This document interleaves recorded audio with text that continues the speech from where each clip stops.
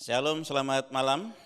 Baik, malam hari ini saya mengajak kita membuka Alkitab kita di dalam Matius pasal yang ke-14, ayat 22 sampai ayat 33. Baik, mari kita membaca ayat-ayat ini bersama-sama seluruhnya. Matius 14 ayat 22 sampai 33 kita akan baca bersama-sama. 1, 2, 3. Sesudah itu Yesus segera memerintahkan murid-muridnya naik ke perahu dan mendahulinya ke seberang. Sementara itu ia menyuruh orang banyak pulang. Dan setelah orang banyak itu disuruhnya pulang, Yesus naik ke atas bukit untuk berdoa seorang diri. Ketika hari sudah malam, ia sendirian di situ. Perahu murid-muridnya sudah beberapa mil jauhnya dari pantai dan diombang-ambingkan gelombang karena angin sakal. Kira-kira jam 3 malam datanglah Yesus kepada mereka berjalan di atas air. Ketika murid-muridnya melihat dia berjalan di atas air, mereka terkejut dan berseru, "Itu hantu!" Lalu berteriak-teriak karena takut. Tetapi segera Yesus berkata kepada mereka, "Tenanglah, aku ini, jangan takut." Lalu Petrus berseru dan menjawab dia, "Tuhan, apabila engkau itu, suruhlah aku datang kepadamu berjalan di atas air." Kata Yesus, "Datanglah." Maka Petrus turun dari perahu dan berjalan di atas air mendapatkan Yesus.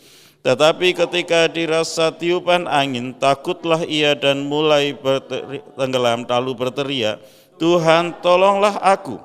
Segera Yesus mengulurkan tangannya, memegang dia dan berkata, "Hai orang yang kurang percaya, mengapa engkau bimbang?"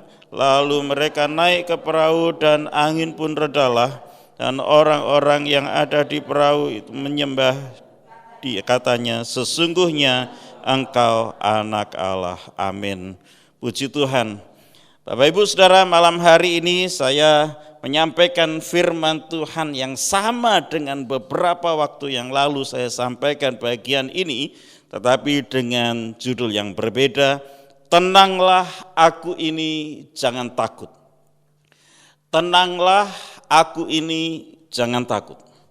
Beberapa waktu yang lalu saya mengajak kita untuk belajar tentang iman. Tapi malam hari ini saya mau mengajak kita untuk memeriksa diri kita.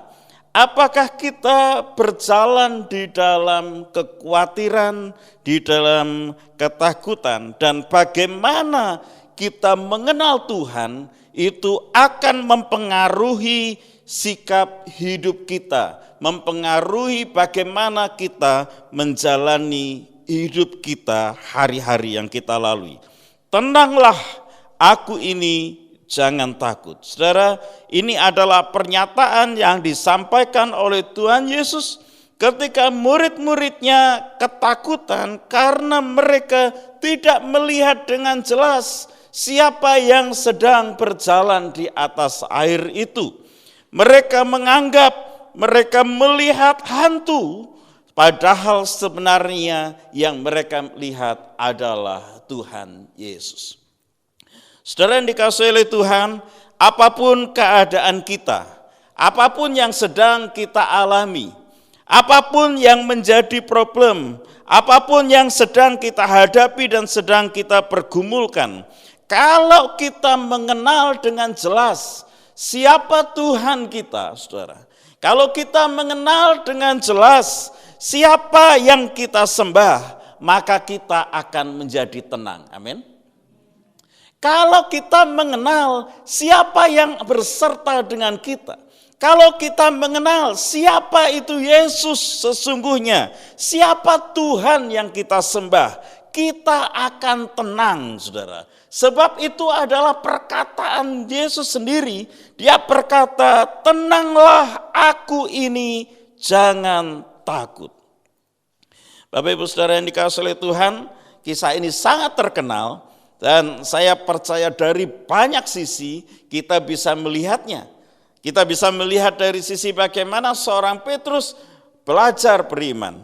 Kita bisa melihat bagaimana seseorang itu kalau hidup di dalam jalan Tuhan belum tentu baik-baik saja, yes. Tapi kita juga bisa melihat dari sisi kalau kita ini mengenal Tuhan yang kita sembah, kita akan menjalani hidup kita dalam ketenangan atau ketenteraman atau damai sejahtera. Saudara yang dikasihi oleh Tuhan, apapun keadaanmu yang engkau hadapi hari-hari ini, termasuk saudara, apapun juga keadaanku juga ya, keadaan kita bersama hari ini, kalau kita sedang mengalami situasi di mana hati, pikiran, perasaan kita tidak tenang, kalut, galau, takut, khawatir, biarlah perkataan Tuhan ini sungguh-sungguh menjadi rema dalam hidup kita bersama.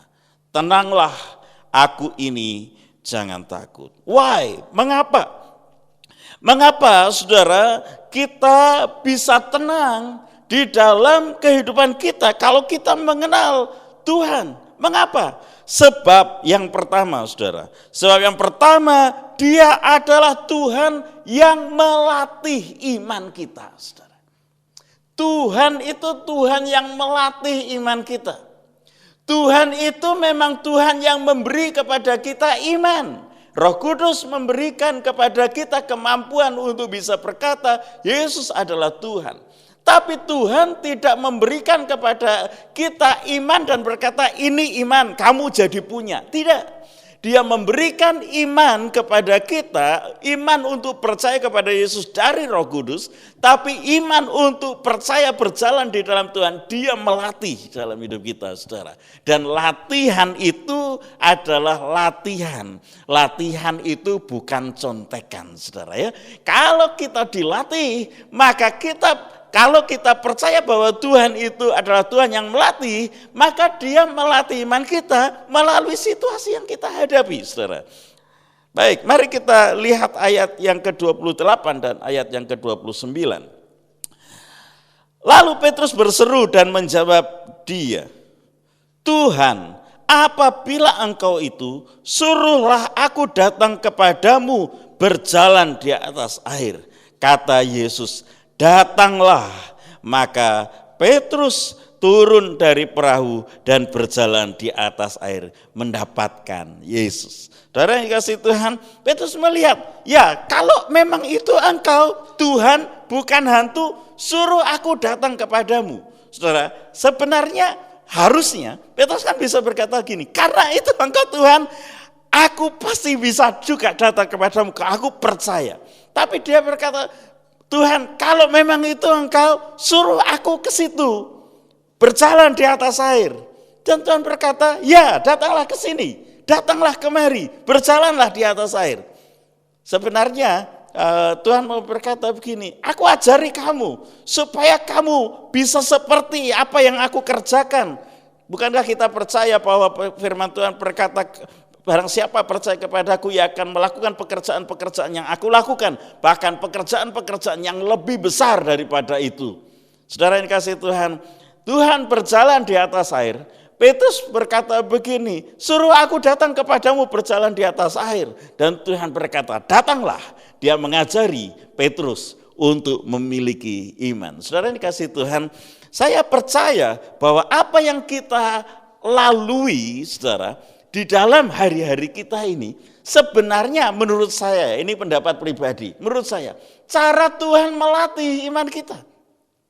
Cara Tuhan mengajari kita.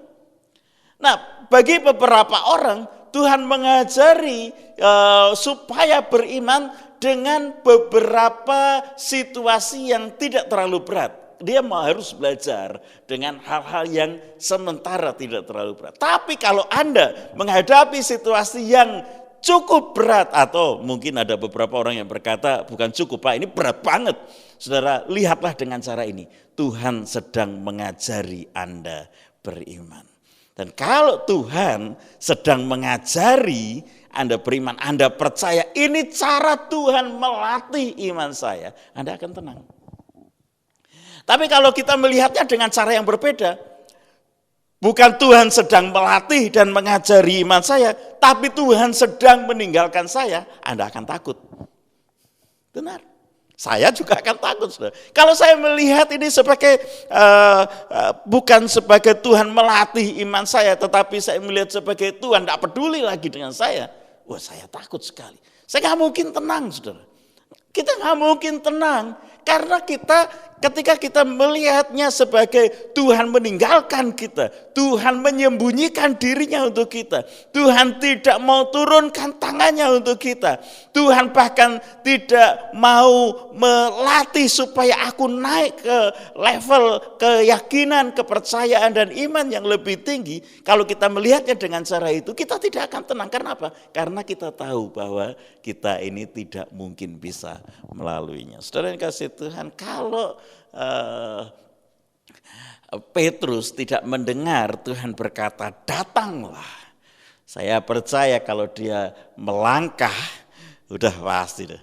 Udah nggak sempet berjalan di atas air. Dia berjalan di dalam air, saudara. Maksudnya tenggelam. Apa buktinya? Ya buktinya karena setelah dia lihat kanan kiri, ya ayat kita udah baca. Waktu dia lihat, dia rasakan kiri, dia mulai tenggelam. Kenapa? Karena dia lihatnya dengan cara bukan Tuhan sedang mengajar dan memanggil dia, melatih iman dia. Tapi Tuhan, dia melihatnya di sekelilingnya situasi yang dihadapi, saudara. Apakah kita bisa melihat peristiwa-peristiwa, pengalaman-pengalaman dalam hidup kita sebagai cara Tuhan mengajari kita, melatih iman kita?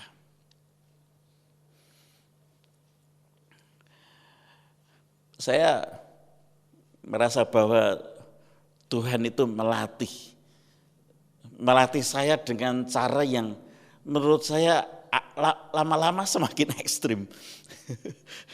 Lama-lama itu semakin, jadi gini, zigzagnya itu semakin nggak bisa kebaca gitu, saudara.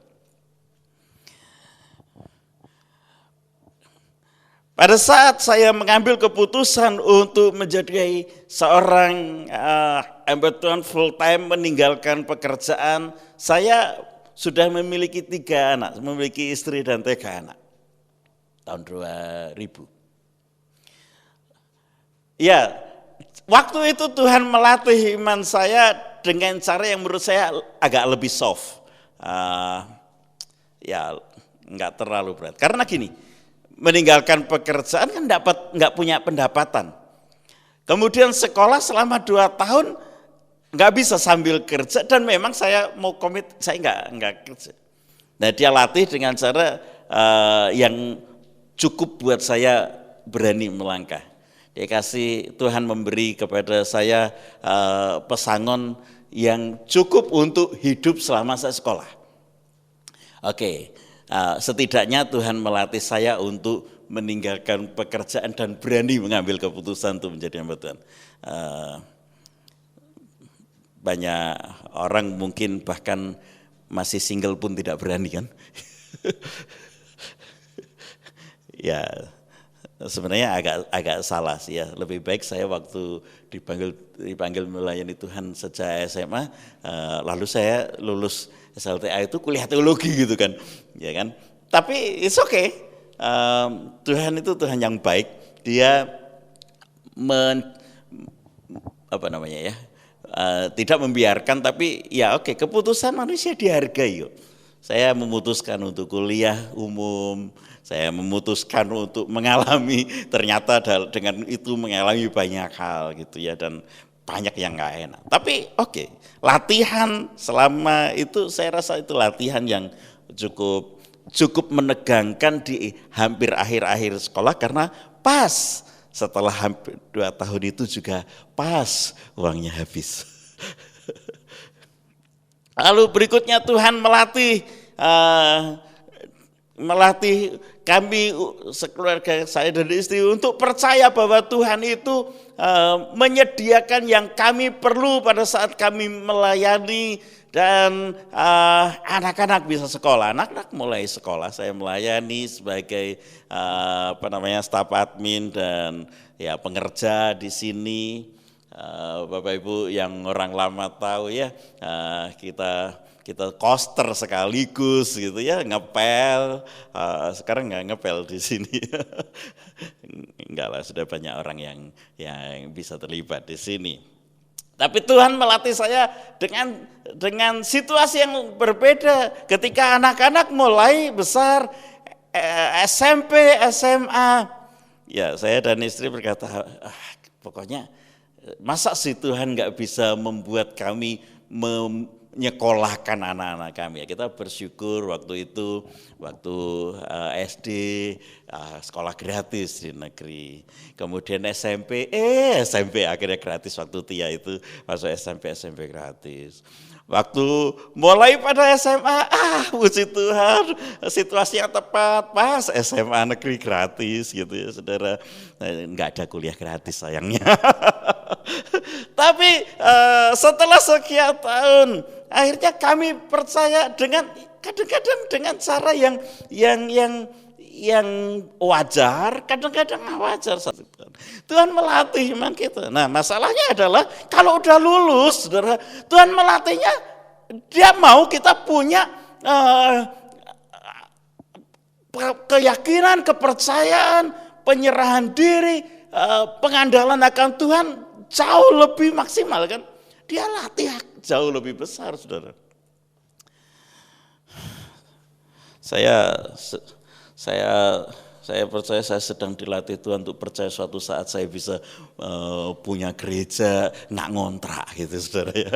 Hamba Tuhan banyak kan punya gereja nggak ngontrak. Kami di pelayan kami masih ngontrak. Jadi saya percaya sedang dilatih oleh Tuhan untuk akhirnya kita percaya kita punya tanah bangunan untuk gereja gitu ya.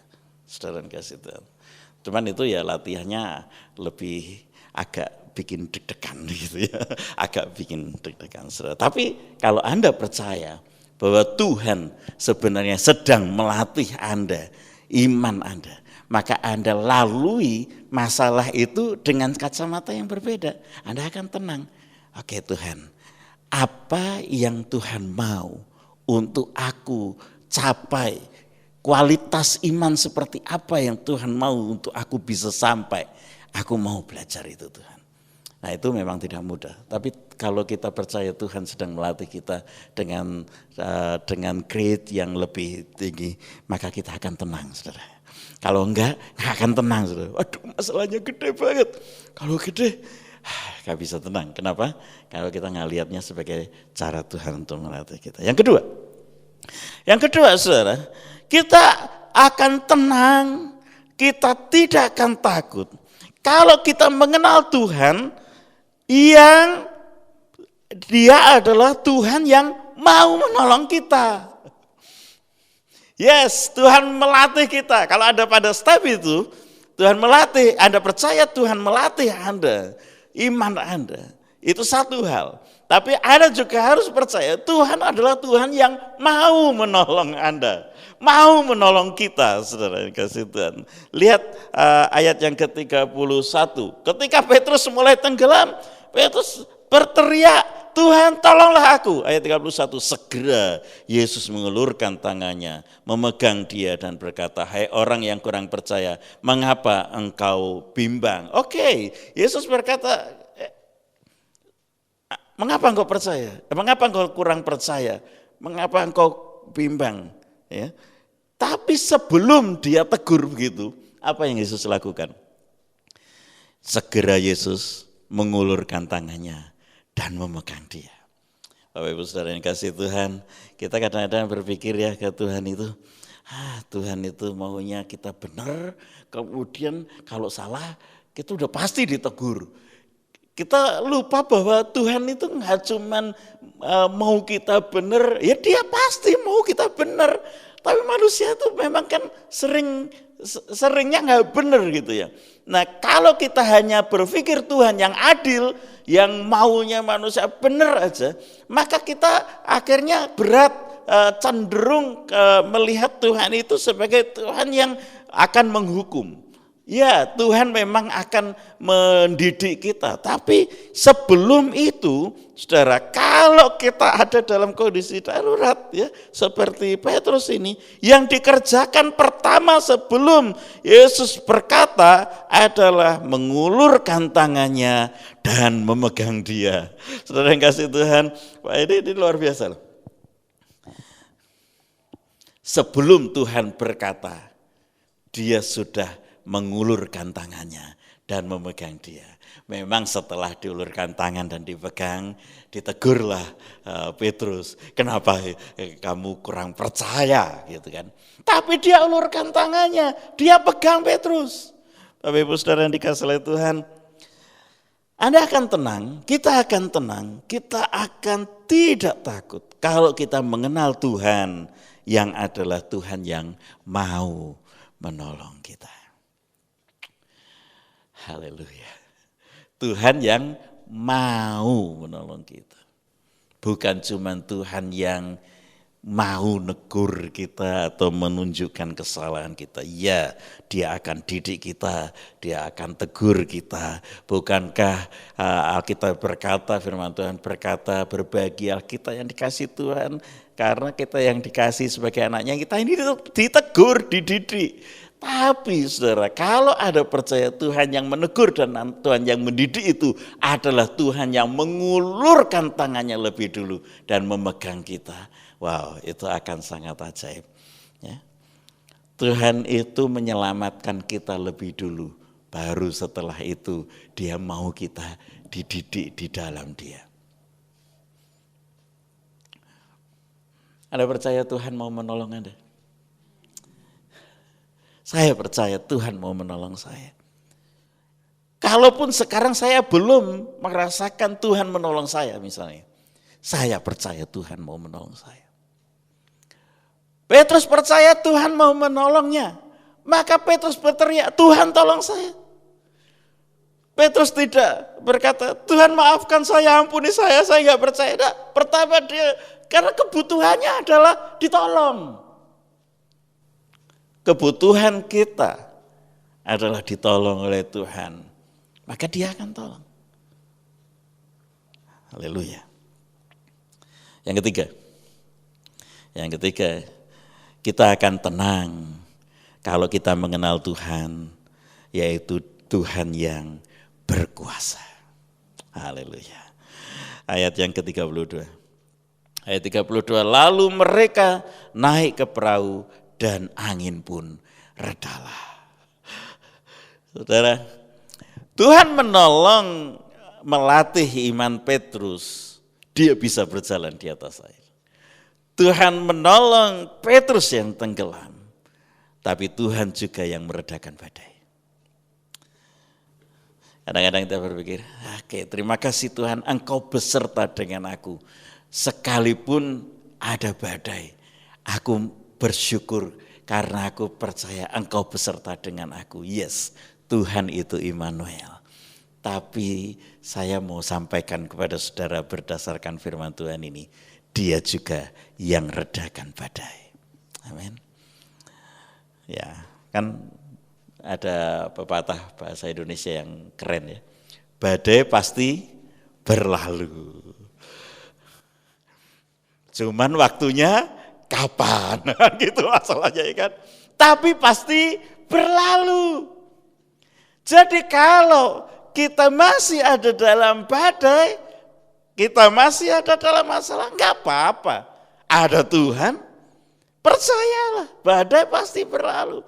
Percayalah, setelah Yesus naik ke perahu bersama dengan Petrus yang hampir tenggelam, sudah tenggelam tapi enggak sampai terlalu dalam karena tangannya masih bisa dipegang. Tuhan Yesus kan enggak berenang kan, Tuhan Yesus masih berjalan di atas air. Dan itu singkat waktunya, langsung tangkep aja gitu tangannya Petrus. Waktu Yesus dan Petrus naik ke perahu itu, saudara, maka kemudian angin pun redalah. Mari percaya bahwa badai yang mungkin kita hadapi akan segera berlalu karena ada Tuhan. Amin. Oh ya, saya mungkin salah ya. Saya lihat wajah-wajah saudara bukan wajah-wajah yang menghadapi badai. Puji Tuhan. Haleluya. Tuh kan senyum, enggak ada badai Pak. Oh, mana sih di ruang ber-AC Pak. Tapi September ada El Nino saudara ya, bukan Nino. Saya nggak tahu apa yang akan terjadi, kekeringannya akan seperti apa. Tapi saya percaya kalau ada tahu Tuhan itu Tuhan yang berkuasa, bahkan atas alam semesta ini, maka engkau akan tenang, kita akan tenang. Apapun yang Anda hadapi sekarang, kalau itu pun badai, percayalah ketika Yesus melangkah masuk dalam bahteramu, badai itu akan berlalu. Akan segera berlalu. Dan Anda akan lihat karya Tuhan yang ajaib menolong Anda. Mungkin kita akan berpikir begini, ya Tuhan tapi gimana ya, kami kurang percaya. Hai orang yang kurang percaya, kenapa engkau bimbang?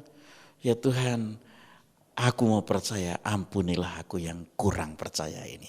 Ada kan yang ya, pernyataan salah seorang yang mau beriman kepada Tuhan, menurut saya itu mewakili banget orang Kristen ya. Tuhan, aku mau percaya, ampunilah aku yang kurang percaya ini. Malam hari ini saya mau ajak kita juga datang kepada Tuhan dan berkata, Tuhan aku mau percaya, aku mau tenang, aku tidak akan takut sebab aku tahu Engkau justru dalam situasi yang kuhadapi, Engkau sedang melatih imanku. Aku percaya Engkau mau menolong aku. Aku percaya badai itu pasti berlalu sebab Engkau adalah Tuhan yang berkuasa dalam hidupku. Puji Tuhan. Mari kita tutup Alkitab kita.